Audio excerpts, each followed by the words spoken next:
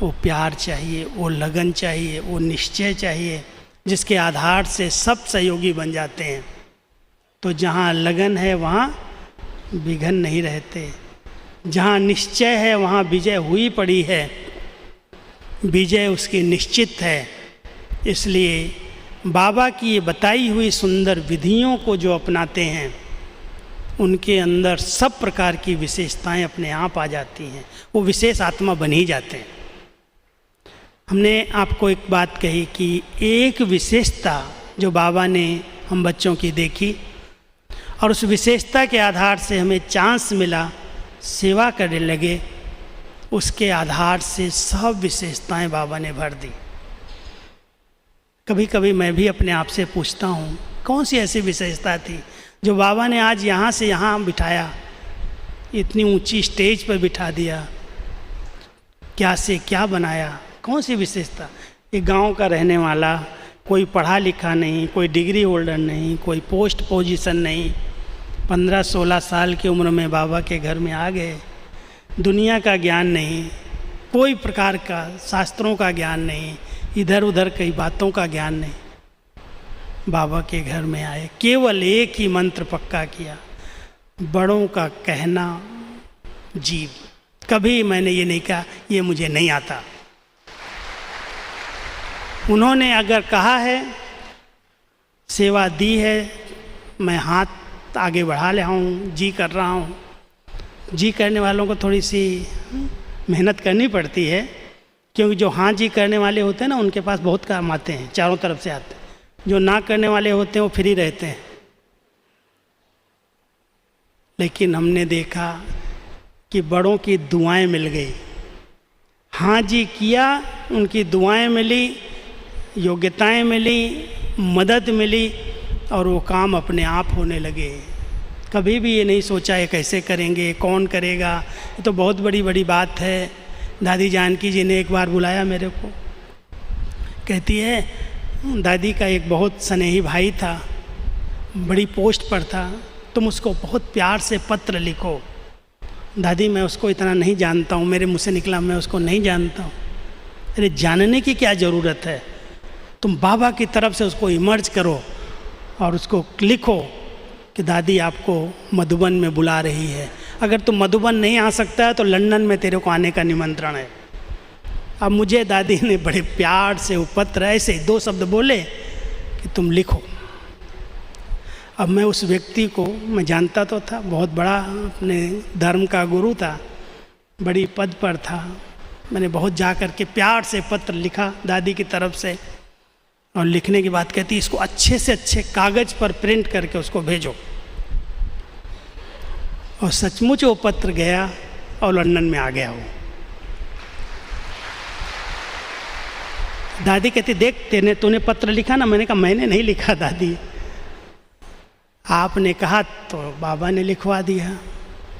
जो कुछ दादियों ने कहा है मुझे आज तक याद है, 50 साल के 52 साल के इतिहास में बड़ों ने कहा है, मैंने ये नहीं कहा ये मुझे नहीं आता, मैं करूँ, बाबा कराएगा। और उसके आधार से आज बाबा ने इतनी बड़ी कारोबार, इतनी बड़ी सेवाएं दी हैं। पहले तो हम कहते थे दादी बैठी है, कोई काम होता है इशारा करती है, ये करना है, ये करना है, ये करना है। अभी तो कोई कहता ही नहीं है। 18 साल हो गए, करीब 16 साल को दादी को अव्यक्त हुए हुआ। बाबा अपने आप कहेगा। ध्यान देना है, हम सबको बाबा का ऐसा राइट इंस्ट्रूमेंट बनने की ज़रूरत है जो बाबा आपसे अपना कार्य कराए। आपको कुछ सोचने की ज़रूरत ही न पड़े। स्थापना का कार्य कोई छोटा नहीं है, कोई एक व्यक्ति का नहीं है। सब बच्चों की अंगुली का सहयोग चाहिए।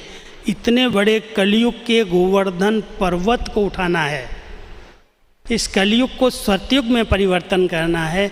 इसमें हर एक की अंगुली का सहयोग चाहिए, चाहे तन है, चाहे मन है, चाहे धन है। और अगर ये नहीं भी है तो विशेषताएं हैं, जो कला है, जो योग्यता है, बाबा हमें यूज करे, उसके लिए मैं बाबा को सदा ऑफ़र करूं। बाबा मैं आपका अच्छा राइट इंस्ट्रूमेंट हूं, आप मुझे जहाँ चाहिए वहाँ यूज करना, ऑफर तो करो, बाबा अपने आप यूज करेगा। लेकिन बाबा के बहुत राइट हैंड बन कर के, सपूत बच्चे बन कर के, सच्चे बन कर के रहना, बाबा अपने आप यूज करता है। समर्पित हो जाओ बाबा के आगे कि बाबा ये बुद्धि मेरी नहीं है, आप यूज करना चाहो तो कर लो। इतना बिल्कुल हल्के होकर के, बुद्धिमानों की बुद्धि आपसे बहुत अच्छे अच्छे काम कराएगा। तन कैसा भी है, बाबा को बोलो बाबा आपकी सेवा के लिए सदा हाजिर है। देखो बाबा आपके तन को भी ठीक करके यूज कर लेगा, मन को भी यूज करेगा, धन को भी यूज करेगा। लेकिन कब? जब अंदर बाहर सच्चे साफ होंगे तब। बाबा को सबसे बड़ी विशेषता बच्चों की सच्चाई की अच्छी लगती है। विशेष आत्मा वही है जिसके जीवन में सच्चाई है, सच्चे हैं। जो हूँ जैसा हूँ बाबा मैं तेरा हूँ, अंदर एक है बाहर दूसरा है। भले कोई से भी छिपा लो, भगवान से नहीं छिपता, वो तो जानता है हर एक के अंदर को भी। इसलिए हम सब बाबा से बहुत सच्चे रहें, साफ रहें, हिम्मतवान रहें, लगन की अग्नि को बढ़ाएं, निश्चय को प्रज्वलित रखें। मैं आपको बताऊं, ये सब विशेषताएं आपको विशेष आत्मा बना देंगी, महान आत्मा बना देंगी। संगम युग पर ये बहुत बड़ा भाग्य है। भगवान नई दुनिया बनाने का कार्य कर रहे हैं। उनके इस कार्य में बहुत सकारात्मक चिंतन से, कैसे होगा, कौन करेगा, ये तो संभव नहीं है। भगवान की डिक्शनरी के अंदर असंभव शब्द ही नहीं है। हिम्मतहीन कभी नहीं बनना। बाबा कई बार कहते हैं, आज की दुनिया के अंदर दो बीमारियां बहुत फास्ट गति से फैल रही हैं। लौकिक रीति, शारीरिक रीति से एक छोटी उम्र में भी हार्ट फेल हो जाता, हार्ट अटैक हो जाता है, आर्टरीज ब्लॉक हो जाती। चलते चलते 30 साल, 35 साल, कई बार 25-20 साल वाले लोग भी युवा काल में भी अचानक बैठे बैठे शरीर छोड़ देते। हार्ट की बीमारी बहुत फास्ट गति से फैली हुई है। और दूसरी एक कैंसर की बीमारी है, जिसको भी थोड़ी सी गांठ हुई और उसने चेकिंग कराई तो पता चलता है तो कैंसर लास्ट स्टेज पर पहुंच गया है। बाबा कहते हैं तो आज के जलवायु परिवर्तन के अंदर, आज के इस तनावपूर्ण वातावरण के अंदर ये शारीरिक प्रॉब्लम तो स्वाभाविक हैं, हो रही हैं। लेकिन हमारे इस आध्यात्मिक परिवार के अंदर भी चलते चलते कई बाबा के बच्चों को आध्यात्मिक रूप से भी बीमारियां हो जाती। अगर जरा भी उमंग उत्साह कम हो गया, निराश हो गए,